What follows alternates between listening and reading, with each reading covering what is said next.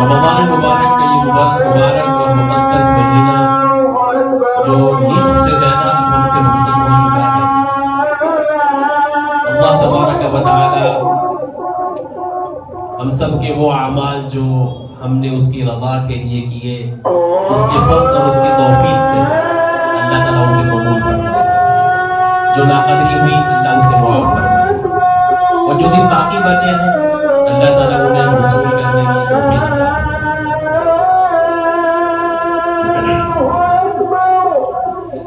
رمضان المبارک میں روزوں کے حوالے سے یا اسی طریقے سے رات کے قیام کے اعتبار سے نبی علیہ السلام نے اپنے زبان مبارک سے جو فضیلت ارشاد فرمائی ہے، اس میں ایک لفظ آتا ہے ایمان اور احتساب۔ جیسا کہ نبی علیہ السلام نے فرمایا من صام رمضان ایمانا و احتسابا، جس نے رمضان کا روزہ رکھا ایمان کی حالت میں اور احتساب کی حالت میں۔ اسی طریقے سے رات کے قیام کے حوالے سے نبی علیہ السلام نے فرمایا من قام رمضان ایمانا و احتسابا، جس نے اللہ کے لیے رات کا قیام کیا، اللہ کے لیے رات کو رمضان کی مبارک راتوں میں کھڑا ہوا ایمان اور احتساب کی حالت میں۔ اور پھر اسی طریقے سے لیلۃ القدر کے بارے میں نبی علیہ السلام نے فرمایا من قام لیلۃ القدر ایمانا و احتسابا، جو لیلۃ القدر میں ایمان اور احتساب کے ساتھ اللہ کے لیے کھڑا ہوا، غفر له ما تقدم من ذنبه، اللہ تعالیٰ اس کے پچھلے سارے کے سارے گناہ معاف کر دیں گے۔ اب یہاں پر یہ لفظ جو ہے ایمان اور احتساب ہے، ایمان کے معنی تو اس معنی کا کہ اللہ کے کرم سے یہ ساری فضیلتیں تو ہیں ایمان والوں کے لیے، اللہ نے اپنے کرم سے ہم سب کو ایمان کی دولت دی ہے، اور ہم سب جتنے بھی یہ نیک اعمال کر رہے ہیں یہ قبول ہی جب ہے جب کہ ہم ایمان کی حالت میں، اس لیے یہ معاملہ اتنا پیچیدہ نہیں ہے، واضح ہے۔ یہ لفظ احتساب جو ہے یہ کیا ہے؟ یاد رکھیں احتساب خالص ایک علمی اور اصطلاحی لفظ ہے، ظاہر کے اعتبار سے جس کا ہم معنی یوں کر دیتے ہیں کہ جو آدمی روزہ رکھے، اللہ کے سامنے قیام کرے، لیلۃ القدر میں اللہ کے سامنے کھڑا ہو یقین کے ساتھ، ایمان بھی ہے اور پھر یقین بھی ہے۔ یقین کس بات کا؟ کہ جو کچھ میں کر رہا ہوں میرے اللہ کا یہ حکم میں اس کو پورا کر رہا ہوں، میرا اس پر یقین ہے کہ میرا اللہ اس کے بدلے میں مجھے یہ فضیلت ضرور عطا کرے، میرا اللہ مجھے اس کے بدلے میں جو وعدہ میرے ساتھ کیا گیا ہے وہ مجھے ضرور ملے۔ یہ عام مطلب اس کا معنی بیان کیا جاتا ہے اور اس پر یقین ہونا ہی چاہیے، اس لیے کہ یہ میری اور آپ کی کہی گئی بات نہیں، کسی عالم کی بات کہی گئی نہیں ہے، یہاں تک کہ کسی صحابی نے بھی نہیں کہا ہے، تابعین تبع تابعین تو اس کے بعد کے درجے کی بات ہے، یہ بات تو امام الانبیاء جناب محمد عربی صلی اللہ علیہ وسلم کی زبان مبارک سے نکلی ہوئی بات ہے، جس کا ہمیں اتنا یقین ہے۔ دنیا ساری کا نظام غلط ہے لیکن آقا علیہ السلام کا بیان غلط نہیں۔ لیکن احتساب کا ایک معنی اور یہ بھی بیان کیا جاتا ہے جو بہت اہم ہے، وہ یہ ہے کہ کسی بھی مومن کا کوئی بھی عمل، اس کا کوئی بھی عمل نیک عمل، کسی بھی مومن کا نیک عمل، اس کا محرک، اس کا اصل سبب اور صرف اللہ کی ذات ہونی چاہیے۔ یہ ہے اس کے اندر ہے کہ ہمارا رمضان کے روزے صرف اور صرف اللہ کی رضا کے لیے، ہمارا رات کا قیام، اللہ کے سامنے کھڑا ہونا، بدن کو تھکانا صرف اور صرف اللہ کی رضا کے لیے۔ یہاں تک کہ جو مشتاق ہیں، جو محبین ہیں، جو اللہ کی محبت میں فنا لوگ ہیں، ان کے حالات میں لکھا ہے، اور خود نبی علیہ السلام کی زندگی میں بھی اس کا سبق ملتا ہے کہ وہ لوگ اپنی دعاؤں میں جنت سے زیادہ اللہ کی محبت کو مانگا کرتے تھے۔ جنت مانگنے کی چیز ہے، اس میں کوئی دو رائے نہیں۔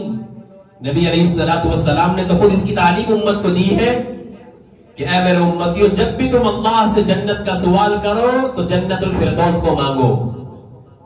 جنت مانگنے کی چیز ہے، لیکن اللہ کی محبت اور اللہ کی رضا کے آگے یاد رکھے جنت کی بھی کوئی حیثیت نہیں ہے. اس لیے قرآن نے کہا وَرِضْوَانٌ مِّنَ اللَّهِ أَكْبَرُ کہ اللہ کی رضا سب سے بڑی چیز ہے. تو رات کا قیام ہو، دن کا روزہ ہو، لیلۃ القدر میں اللہ کے سامنے راز و نیاز کرنا ہو، اس کا مقصد کیا ہے؟ اس کا محرک کیا ہے؟ اس کا سبب کیا ہونا چاہیے؟ صرف اور صرف اللہ کی رضا اور اللہ کی محبت. اور یاد رکھیں، بڑے وصول کے ساتھ یہ بات کہہ رہا ہوں، اللہ کی محبت اور اللہ کی رضا میں کیے جانے والے اعمال میں اگر ایک عمل بھی اللہ کے یہاں قبول ہو گیا تو بیڑا پار ہے. اور اگر اللہ کی رضا کے بنا اعمال کے انبار بھی ہوئے اور رضا اس میں شامل نہ ہوئی تو اعمال کے انبار ضائع اور بیکار کر دیے جائیں. اس ضمن میں ایک واقعے کے ذریعے سے اس بات کو سمجھاتا ہوں، پھر آگے اصل مضمون کی طرف آتا ہوں. یہ جو میں اللہ کی رضا، کیونکہ ہمارے جتنے بھی اعمال ہیں، ہم جتنا بھی کچھ کرتے ہیں، اس میں کوئی دو رائے نہیں. اللہ کرے کہ ہم سب اللہ کی رضا کے لیے ہی کر رہے ہوں، لیکن اس میں بھی لیول ہوتا ہے، اس میں بھی فرق مراتب ہوتے ہیں کہ ایک آدمی کتنی اللہ کی محبت میں وہ کام کر رہا ہے، کتنی اللہ کی رضا کے طلب میں وہ کام کر رہا ہے. جیسے سب نماز پڑھنے والے یکساں نماز کیوں نہیں پڑھتے؟ سب نماز پڑھنے والے یکساں نماز کی اہمیت کے ساتھ کیوں نہیں پڑھتے؟ اس کی وجہ یہ ہے کہ ایک آدمی نماز پڑھتا ہے، اس کی محبت کا جتنا لیول ہوتا ہے، وہ اللہ سے جتنی محبت کرتا ہے، اس کی نماز میں سکون اور وقار، خشوع اور خضوع اسی لیول کا ہوتا ہے. اور بہت سارے نمازی وہ نمازی بھی ہیں کہ نماز پڑھنے کے لیے آتے ہیں اور آنے سے پہلے جانے کی فکر ہوتی ہے، اور نماز پڑھتے ہوئے بھی جو کیفیت ہوتی ہے، الامان والحفیظ، اللہ میری آپ سب کی حفاظت فرمائے، کہ رکوع کیا پھر کھڑے ہوئے اور پورے سے کھڑے بھی نہیں ہوئے اور پھر وہاں سے سجدے میں چلے گئے اور دو سجدوں کے درمیان چھوٹا سا تھوڑی سی اوپر ہوئے، پھر وہاں سے واپس زمین میں چلے گئے، سجدہ کر دیا. یاد رکھیں یہ نمازیں تمہیں اللہ کے یہاں کوئی کام نہیں دے گی. سخت ترین وعید ہے اس کے اوپر کہ ایک آدمی رکوع سے کھڑا ہو اور اس کی کمر سیدھی نہ ہو. حدیث پاک میں آتا ہے اللہ پاک کل قیامت میں اس کو نظر رحمت سے دیکھے گی نہیں. تو کیا بات ہے، ایک آدمی ایسی نماز پڑھ رہا ہے اور ایک آدمی نماز پڑھ رہا ہے کہ اس کو نماز کے بنا چین ہی نہیں ملتا. وہ نماز میں کھڑا ہے، اس کی کیفیت یہ بتاتی ہے کہ اس کو نماز میں کتنا مزہ آ رہا ہے. اس کی کیا بنیاد ہے، اس کی کیا وجہ ہے؟ اس کے پیچھے وجہ ہے اللہ کی محبت اور اللہ کی رضا. جس کو یہ بات سمجھ میں آ گئی کہ اللہ کی محبت کیا چیز ہے، اللہ کی رضا کیا چیز ہے، تو پھر ایک نمازیں کیا، 4 فرض کیا، 4 رکعتیں کیا، زندگی ساری سجدوں میں گزرے تو بھی ایسے لوگوں کے لیے وہ کم ہے. اس لیے سب سے بڑی چیز اللہ کی رضا ہے، اور اللہ کی رضا میں کیے جانے والے اعمال، اللہ کے یہاں ان اعمال میں سے ایک عمل بھی کام آ گیا تو بیڑا پار ہے. اس کی مثال حدیث پاک سے آپ کو دے رہا ہوں. مشہور معروف واقعہ ہے، کئی مرتبہ آپ نے سنا ہوگا، لیکن اس میں سبق بھی ہے، اور جو بات میں آپ کو سمجھانا چاہ رہا ہوں وہ اس سے سمجھ میں بھی آئے گی. حدیث شریف میں آتا ہے کہ 3 دوست ایک مرتبہ کسی راستے پر جا رہے تھے، کہیں سفر پر تھے. اسی دوران راستے میں بارش ہوتی ہے. وہ بارش سے پناہ لینے کے لیے ایک غار میں، بارش سے بچنے کے لیے ایک غار میں پناہ لیتے ہیں. غار میں پناہ لینے کے بعد بارش ہونے کی وجہ سے پھسلن ہوئی، کوئی پتھر اوپر سے لڑکا ہے اور اس چٹان کے منہ کو بند کر دیا جس کے اندر وہ انہوں نے پناہ لے رکھی تھی. اب وہ اپنی جگہ حیران اور پریشان کہ ظاہر میں کوئی سبب نہیں ہے، اب کیا کریں، سب کچھ مسدود ہو چکا ہے، ہم اندر مقید ہو چکے ہیں، اب باہر نکلنے کی کیا سبیل ہو. لیکن وہ نوجوان تو تھے، لیکن اللہ والے نوجوان تھے. وہ نوجوان تو تھے، ان کے دلوں میں اللہ کی محبت موجزن تھی. وہ نوجوان تھے، ان کی محبت کا لیول بہت اونچا تھا، اور وہ اللہ کی رضا کے لیے اعمال کر چکے تھے. تو آپس میں مشورہ کر کے یوں کہنے لگے کہ اب بظاہر تو کوئی سبیل نہیں ہے نکلنے کی، لیکن ہمارا چونکہ ایمان اللہ کی ذات پر، ہمیں اللہ کی ذات پر کامل یقین ہے کہ وہ اللہ کہ جو عزتوں کا مالک ہے، ذلتوں کا مالک ہے، جہاں کوئی سبب نہ ہو، جہاں ظاہر کے سارے راستے بند ہو، وہاں صرف اور صرف کام آنے والی ذات اللہ کی ہے. تو اپنا کوئی ایسا عمل اللہ کے سامنے پیش کرے جو ہم نے عمل وہ صرف اللہ کی رضا کے لیے کیا ہو. واقعے کو مختصر کرتے ہوئے پہلے دوست نے یوں کہا، اے اللہ، میرے بوڑھے ماں باپ تھے، میں دن میں بکریاں چرایا کرتا تھا اور رات کو واپس آ کر کے دودھ دو کر کے اپنے ماں باپ کو پیش کیا کرتا تھا. ایک دن کسی وجہ سے میں دور جنگل میں نکل گیا، آنے میں دیر ہو گئی، آنے میں تاخیر ہو گئی، جس کی وجہ سے میرے والدین کا جو سونے کا وقت تھا وہ سو گئے. جب میں پہنچا ہوں تو میرے بچے بھوک کی شدت کی وجہ سے پلا رہے ہیں اور میرے پاؤں میں پڑ رہے ہیں، میرے پاؤں میں گر رہے ہیں، لیکن میں نے اپنے والدین سے پہلے انہیں دودھ نہیں پلایا. اے اللہ، آپ جانتے ہیں کہ میں نے یہ عمل صرف تیری رضا کے لیے کیا تھا، اس میں اور کوئی مقصود نہیں تھا. اے اللہ، صرف تیری رضا کے لیے کیا تھا. اے اللہ، جس مصیبت میں ہم ہیں، اے اللہ اس مصیبت سے ہمیں نکال دے. روایت میں آتا ہے کہ وہ چٹان اتنی سرک گئی کہ باہر کی دنیا نظر آنے لگی، لیکن ابھی وہ باہر نہیں نکل سکتے تھے، لیکن اللہ کے کرم سے وہ چٹان سرک گئی. دوسرے نے یوں کہا، اے اللہ، میری ایک چچا زاد بہن تھی جسے میں بہت محبت کرتا تھا، اتنی محبت جس طرح کسی ایک نوجوان کو کسی نوجوان عورت سے ہوتی ہے، مجھے اتنی اس سے محبت تھی. لیکن اے اللہ، ایک مرتبہ حالات کی ماری ہوئی، فاقے پر مجبور وہ میری چچا زاد بہن میرے پاس آتی ہے. پھر میں نے اسے آفر کی ہے کہ تو بدکاری کے لیے تیار ہو جا، پھر تو جو مانگے گی تجھے وہ ملے گا. لیکن چونکہ وہ ماری ہوئی تھی، اس پر تیار ہو گئی.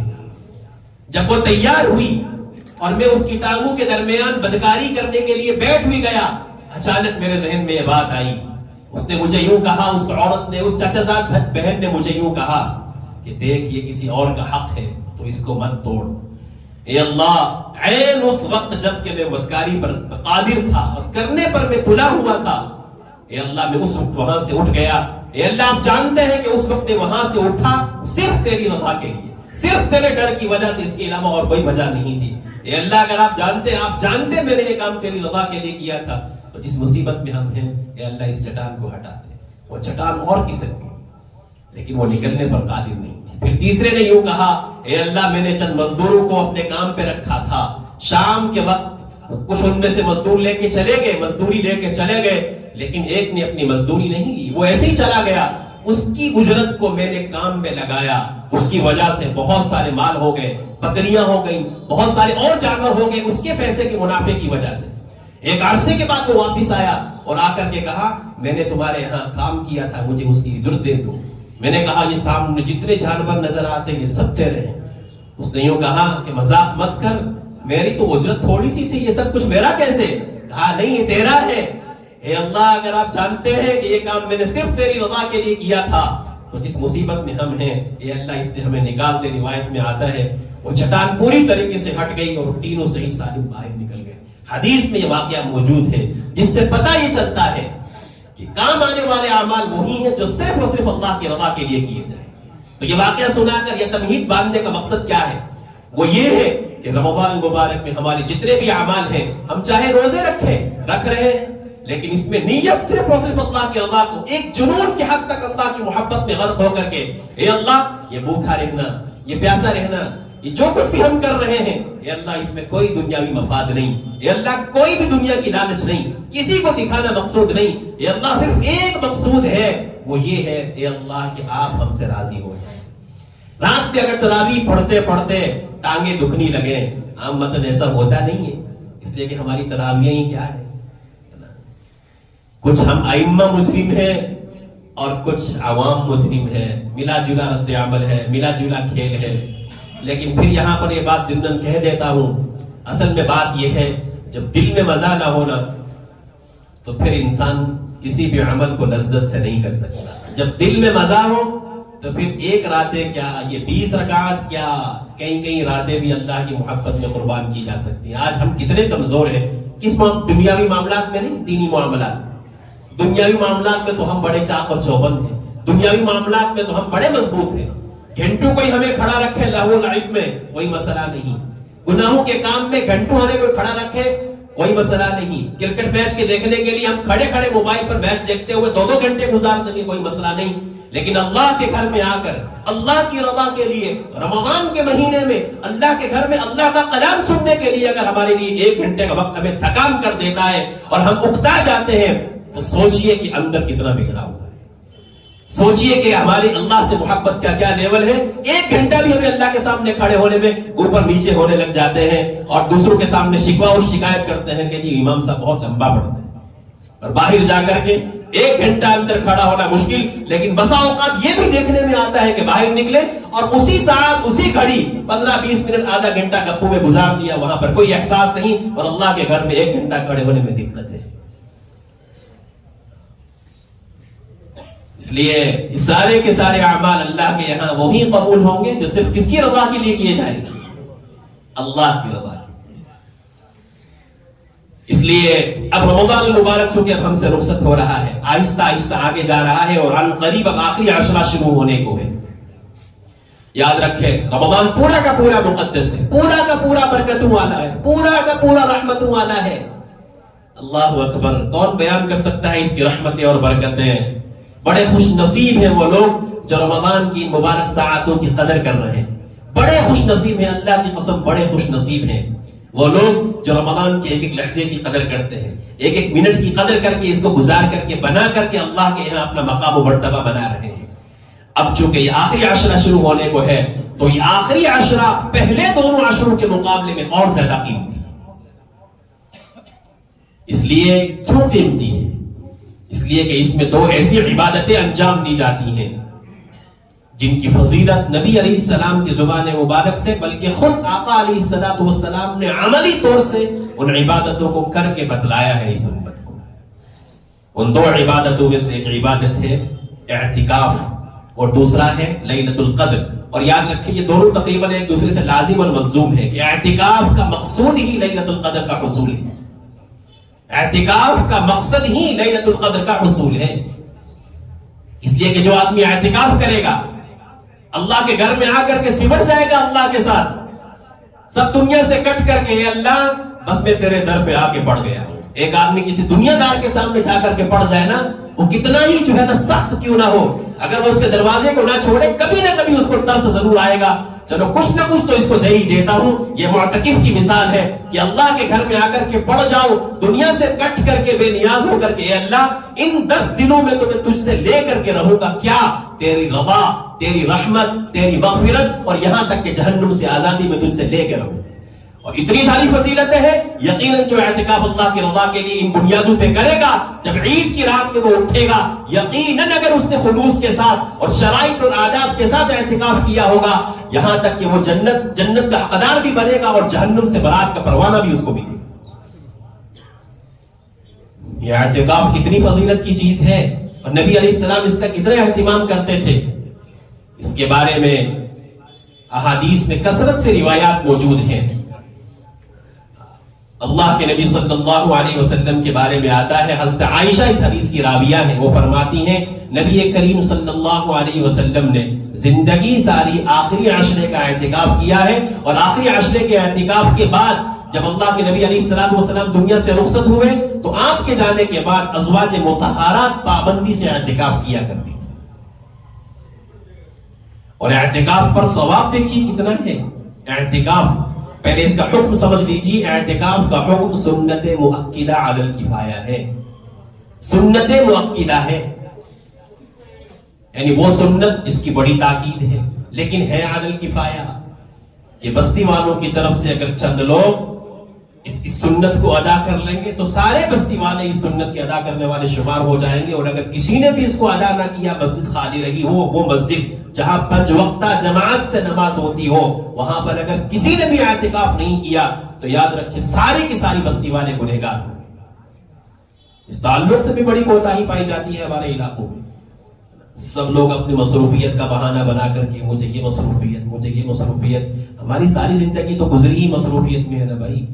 ہم نے کیا ہی کیا ہے دنیا کو چھوڑ کر کے, ہم نے کیا ہی کیا ہے اللہ کی رضا کے لیے, خدا کے لیے. اس دنیا کی جھنجھٹوں سے کچھ نہ کچھ تو باہر نکلے, کچھ نہ کچھ تو وقت فارغ کرے اپنے اللہ کے لیے. یہ آخری 10 دن خدا کے لیے جہاں جہاں سے آپ تشریف لائے ہیں اپنے اپنے علاقوں میں دیکھیں اور ہر ایک آدمی اس کی کوشش کرے کہ میں اس سعادت کو حاصل کر لوں. اس لیے کہ آپ اعتکاف بیٹھیں گے, جو اعتکاف بیٹھے گا اس کو لیلۃ القدر ضرور ملے گی. اور لیلۃ القدر اللہ اکبر خیر من الف شہر, الف شہر خیر من الف شہر, 1000 مہینوں سے زیادہ بہتر. اور یہاں یہ کہا گیا ہے 1000 مہینوں سے زیادہ بہتر, کتنی بہتر اس کی کوئی لمٹ نہیں. لیکن یہ آخری عشرے کی جو طاق راتیں ہیں, زیادہ تر اور اکثر روایات کے مطابق شب قدر ان میں سے کسی ایک رات میں ہوتی ہے. یہاں پر ضمن ایک بات ذہن میں آ گئی, وہ بات کلیئر کر دوں. گزشتہ جمعے کو جب ہم نے آپ کے سامنے یہ موقف رکھا تھا کہ اعتکاف جو ہے وہ 11 کی شام سے ہوگا اور شب قدر جو ہے 27ویں شب کی 17 کو ہوگی, تو بہت ساروں نے اس کا یہ مطلب سمجھا اور اس پر لوگوں نے پرسنل بھی کچھ لوگوں نے اس پر کمنٹ کیے اور کچھ لوگوں نے پوچھا بھی اس کو متعین کیسے کر سکتے ہیں آپ نے 17 کو متعین کیسے کیا. تو یاد رکھیں متعین کرنے کا یہ مطلب نہیں تھا کہ ہم نے آپ سے یوں کہا کہ 27ویں شب 17 کو آ رہی ہے لہٰذا وہی شب قدر ہے. یہ تو ہم نے ترتیب بتائی تھی کہ 11 کی شام کو اگر اعتکاف بیٹھیں گے تو 17 کی شام کو 27ویں شب ہونی ہے. اتنی سی بات بتلانا مقصود تھی. یہ مقصود نہیں تھا کہ ہم تعین کر رہے کہ 27ویں شب ہی شب قدر ہے اور اس دن ہی شب قدر ہوگی. یہ بتلانا بالکل بھی مقصود نہیں تھا.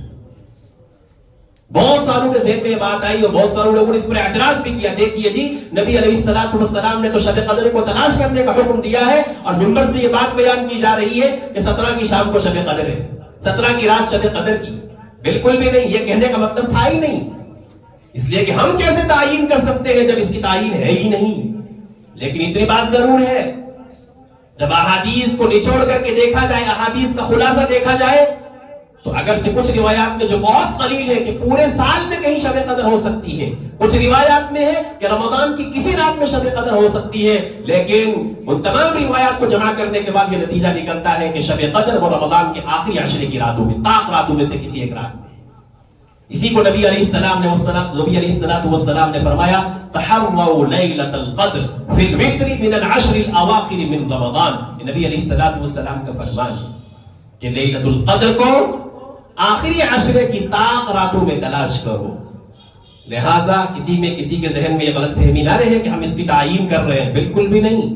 21 کو بھی آپ بیدار ہو, میں تو یہ کہتا ہوں, یہ کہوں گا کہ کیا جائے گا اگر ان تمام راتوں کے اندر کچھ ساعات کچھ گھڑیاں جاگ کر کے گزار لی جائے.